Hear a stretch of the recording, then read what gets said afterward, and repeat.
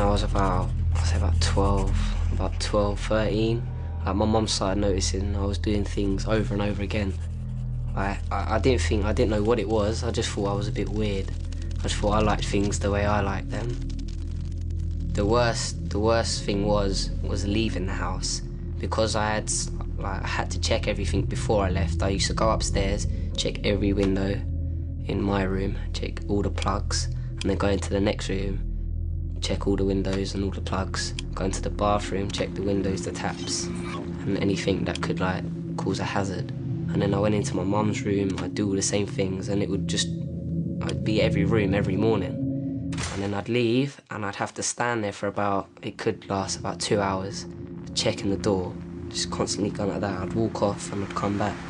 And once I actually got all the way to school, and I was sitting there on my lesson, I went, the door.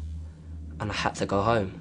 I had to go and tell my teacher. I said, look, I've got to go home. I called my mum. I was like, Mum, I think I've left the door open. She's like, you haven't. You know you haven't. I was like, oh, but I have to check. I had to go all the way back. 8. That's all I can say. 8's the number. That's my only number I like, the only number I trust.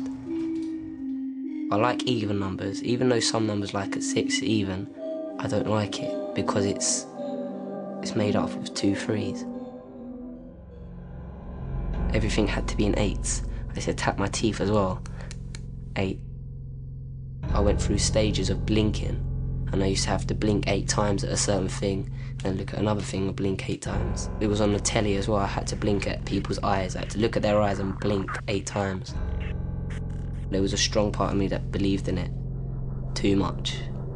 But there was another part of me in my head, there was the normal me who was saying, stop being so stupid. It's ridiculous, it really is. It's so stupid. I used to argue with myself, just stop. And sometimes you just can't. And it's not like there's a little voice in your head saying, oh, you've got to do this.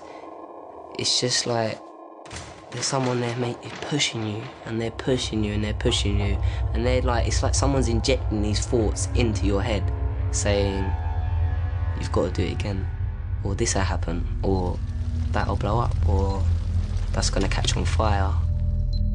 When I was younger, through early teens, when I used to go to bed, I used to be really scared, because even though I knew everything's shut and everything, I used to be scared that someone was still gonna get in and do harm to me or my mum. There's people out there that they don't want to admit they've got it, they don't know they've got it, and they think they're weird. But they're not. They just need someone to help them, and they need to understand why they're like it, what's wrong with them, and try and cope with it.